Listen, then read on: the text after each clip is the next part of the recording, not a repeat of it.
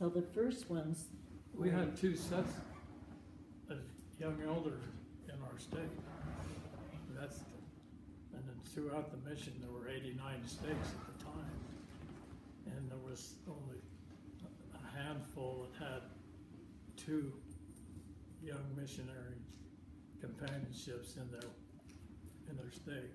But shortly after we come on, they changed it so there was only one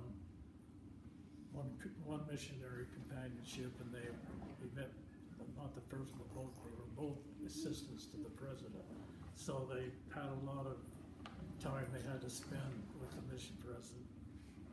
So there was kind of a lot of switching around, and there was good things and bad things. They were so busy, and oftentimes we'd have one, and then someone else would be with us. But for the most part, each and every one, they were wonderful. I think we enjoyed the association with some great elders. Craig's met President Cadell, our stake president. He's kind of, I don't know how you would explain it. Dynamic. Eccentric. He's Gore. But it was fun, and I think I told some of you that Elder Coral, he was great. He was from California, but he was part Spanish. And anyway, we just had him for a while before he went home. Elder Mayestas, Elder Wise, Elder Flack, Elder Bridge. They were all wonderful, but it was so, a couple of Sundays ago, I think maybe, 3 weeks ago, we knew that Elder Wise was going to go to BYU, because he told us that. But Elder Mayestas, he wasn't sure, and Elder Coro, in fact, Ward went with him to take English, what was it? A test he had to take, equivalent English test. So he went with him one Something morning. he was going to try to get into BYU. So anyway, before it's always just handshakes, and this and that. But about 3 weeks ago, Elder Curl, Elder Mayestas, and Elder Wise, I came in. I always had to pick this gal up and bring her to church. So word gets there, and I walked in and went to sit by him, and there he was sitting by these 3 elders. And it was just so good to see him, and they'd all, come up from BYU and had come to our sacrament meeting. And it was just so great just to... They could give her a hug. Didn't that feel good, just to be able to give someone a hug instead of just a handshake? It was just, it was so good, it really was. I've got to tell you one funny thing about this Elder Cordo and Elder Mayestas. Of course, they didn't come, they just picked a district meeting each week where all the districts meet at the same time. So they came to ours this one day. We had a break, and you know where I go during the break. I go and get a drink at the water fountain, and the restroom's right next door. Anyway, so she was back, we were meeting in a high council room. So I went down, and I was coming back from the water fountain, and Elder Mayestas and Elder Cordo was coming probably to go where I was. And Elder Cordo said, "Elder Barnes, where's your companion?" I said, "Well, I think she's in the classroom." Like, the missionary handbook. You can tell me what it says. I'm sure Elder Garrett remember that. You should never be out of the sight of your companion, no matter where you are. If you're in the Walmart, he's never out of your sight. That's in the mission. I think Craig I think I mentioned that one. Well, I thought that was a little bit humorous. I wanted to know where my companion. We didn't have to follow those rules quite so stringent. But I think at times they expected us to.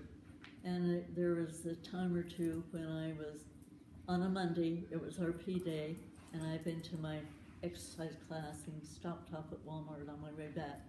just so happened that saw the That's elders every just week. going in, and they said, "Where's Elder Barnes?" So you know how independent I am, and this was awfully hard, just to,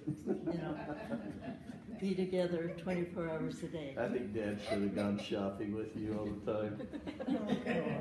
I wouldn't be here if I did that.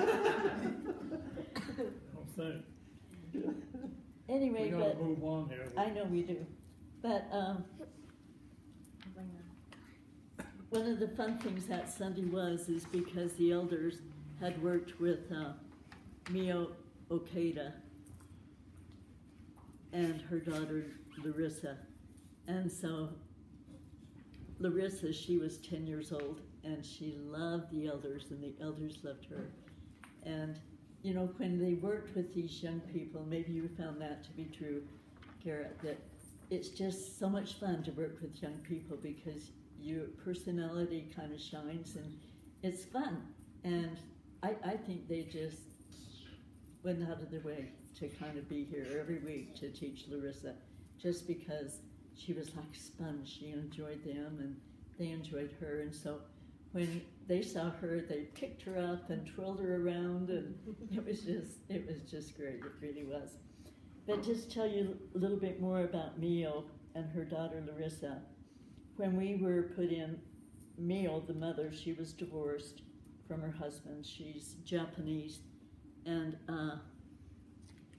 she had already been baptized, I think maybe 2 months before we were put in. So they were giving her, finishing up the after baptism lessons, and then they started to teach Larissa, her daughter, and due to custody problems with the father, she couldn't be baptized. She was 9, going on 10. And so they started giving her lessons here, and the words helping her out.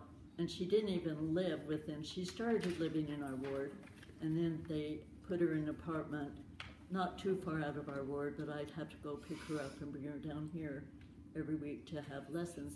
And we really grew so attached to them. And oftentimes, we'd have dinner with them, and the elders, like I said, they just enjoyed teaching Larissa because she just took everything in and couldn't wait to be baptized. But one of the things that I think was so cute, in fact, I wish I could remember all their little things that how they used with kids. How But do you in teach them? talking about repentance, they would say there's 5 things.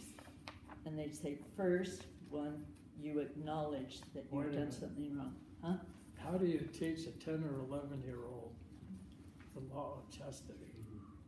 Go ahead. Well, and that was hard, but right now let's talk about repentance. So they say, 1, you acknowledge that you did something wrong. 2, you feel bad, so the tears come down. And 3, which my fingers can't do it, this is a C for confess, okay? And 4, you fix it. And then 5, you make a pinky promise that you'll never do it again. And so I think, isn't that a great way to teach a young child about repentance? So it was wonderful. And then they had a thing about chastity, and I don't know. I mean, that's one of the lessons they had to teach, and they did it so much better than I, and I'm sure that this was hard for them to do, but they would say, okay, don't even think about it, don't even look at it, don't talk about it, and make sure that no one touches you anywhere where your swimming suit is. I thought, oh wow. So I wasn't going to bring that up unless you said that. But anyway, it went over pretty good. But anyway, eventually they decided that since her father didn't come to the court, that he had moved out, he didn't have any connection with her. So they decided it would be okay. The mission president gave consent for Larissa to be baptized. So here again, we were very involved in her baptism, helping her find a dress and shoes and all these things. And so it was a really special day. And I'm not going to go into this much, but there's something about the Japanese people that her mother did not want her to miss out on anything at all. So Larissa, you know, she had to have the very, very best of everything. And even now, she's going to a charter school. She takes the tracks into downtown every day to go to a charter school. And I mean, it's amazing to me just what that mother will do for a child. So, How old is the girl? anyway, what did I do with that picture of Larissa? I don't know.